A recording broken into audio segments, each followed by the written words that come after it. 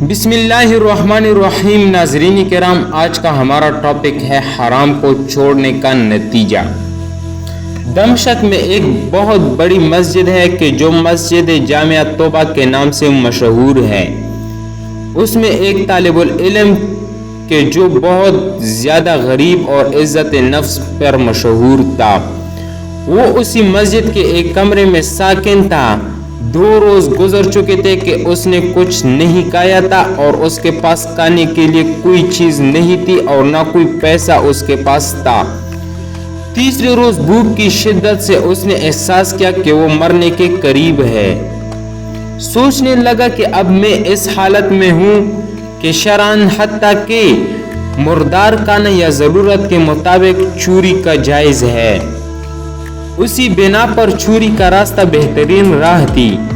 شیخ Tantawi کہتے ہیں، یہ سچا واقعہ ہے اور میں ان لوگوں کو اچھی طرح جانتا ہوں اور اس واقعے کی تفصیل سے آگاہ ہوں۔ یہ مسجد ایک قدیمی محلے میں واقع ہے اور وہاں تمام مکانات قدیمی طرز پر اس طرح بنے ہوئے ہیں کہ ایک دوسرے کی چھتیں آپس میں ملی ہوئی ہیں اور چھتوں سے ہی سارے محلے میں جایا جا سکتا ہے۔ یہ جوان مسجد کی چھت پر گیا اور وہاں سے محلے کے گھروں کی طرف چل دیا۔ پہلے گھر میں پہنچا تو دیکھا وہاں کچھ خواتین ہیں تو سر جھکا کے وہاں سے چلا گیا۔ بعد والے گھر پہنچا تو دیکھا گھر خالی ہے، لیکن اس گھر سے کھانے کی خوشبو آ رہی ہے۔ بھوک کی شدت میں جب کھانے کی خوشبو اس کے دماغ میں پہنچی تو بھوکے کی مانند اس کو اپنی طرف کھینچ لیا۔ یہ مکان ایک منزل تھا۔ فوراً باورچی خانے میں پہنچا، دیگچی کا ڈھکن اٹھایا تو اس میں بھرے ہوئے بینگن کا سالن تھا۔ ایک بینگن اٹھایا، بھوک کی شدت سے سالن کے گرم ہونے کی بھی پرواہ نہیں کی۔ بینگن کو دانتوں سے کاٹا اور جیسے ہی نگلنا چاہا تو اسی وقت عقل اپنی جگہ واپس آ گئی اور اس کا ایمان جاگ گیا۔ اپنے آپ سے کہنے لگا، خدا کی پناہ میں طالب علم ہوں، لوگوں کے گھروں میں گھسوں اور چوری کروں۔ اپنے اس فعل پر شرم آ گئی، پشیمان ہوا اور استغفار کیا اور پھر بینگن کو واپس دیگچی میں رکھ دیا اور جیسے آیا تھا ویسے ہی واپس لوٹ گیا اور مسجد میں داخل ہو کر شیخ کے حلقے درس میں حاضر ہوا۔ بھوک کی شدت سے سمجھ نہیں پا رہا تھا کہ شیخ کیا درس دے رہے ہیں۔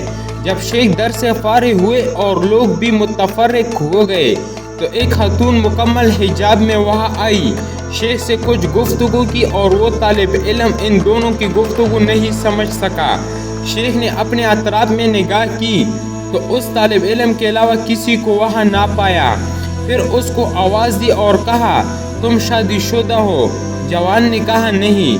شیخ نے کہا، تم شادی نہیں کرنا چاہتے؟ جوان خاموش رہ گیا۔ شیخ نے پھر کہا، مجھے بتاؤ تم شادی کرنا چاہتے ہو یا نہیں؟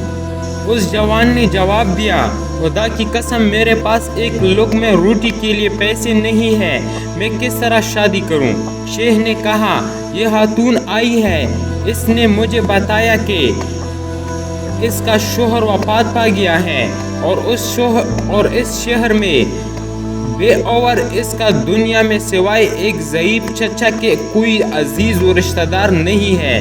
اپنے چچا کو یہ اپنے ساتھ لے کر آئی ہے اور وہ اس وقت اس مسجد کے ایک کونے میں بیٹھا ہوا ہے اور اس وقت خاتون کو اس کے شوہر سے گھر و مال ورثہ میں ملے ہیں۔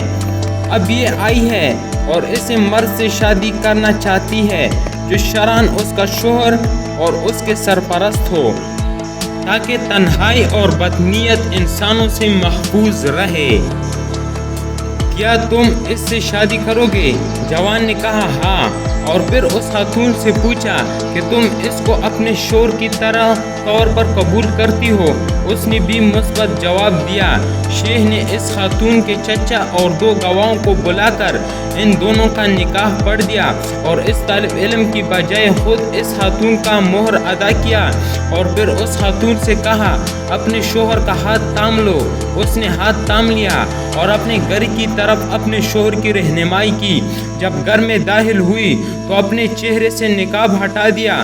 وہ جوان اپنی زوجہ کے حسن و جمال سے حیران ہو گیا اور جب اس گھر کی طرف متوجہ ہوا تو دیکھا کہ یہ وہی گھر ہے جس میں وہ داخل ہوا تھا۔ زوجہ نے اپنے شوہر سے پوچھا کہ تمہیں کچھ کھانے کے لیے لے آؤں؟ کہا ہاں۔ اس نے دیگچی کا ڈھکن اٹھایا اور بنگن کو دیکھا اور بولی عجیب ہے گھر میں کون آیا تھا، اور اس نے بنگن کو دانتوں سے کاٹا ہے۔ وہ جوان رونے لگا اور اپنا قصہ اس کو سنا دیا۔ زوجہ نے کہا یہ تمہاری امانت داری ہے اور تقوی کا نتیجہ ہے۔ تم نے حرام بنگن کھانے سے اجتناب کیا تو اللہ نے سارا گھر اور گھر کی مالکہ کو حلال طریقے سے تمہیں دے دیا۔ بہت خوبصورت اور قابل غور۔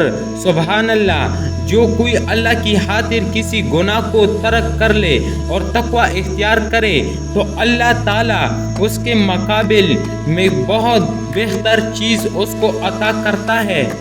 تو ناظرین کرام، یہ ایک سبق آموز کہانی تھی، حرام چھوڑنے کا نتیجہ۔ تو اگر یہ ویڈیو پسند آئی ہو تو پلیز میری ویڈیو کو لائک، چینل کو سبسکرائب کرے۔ والسلام۔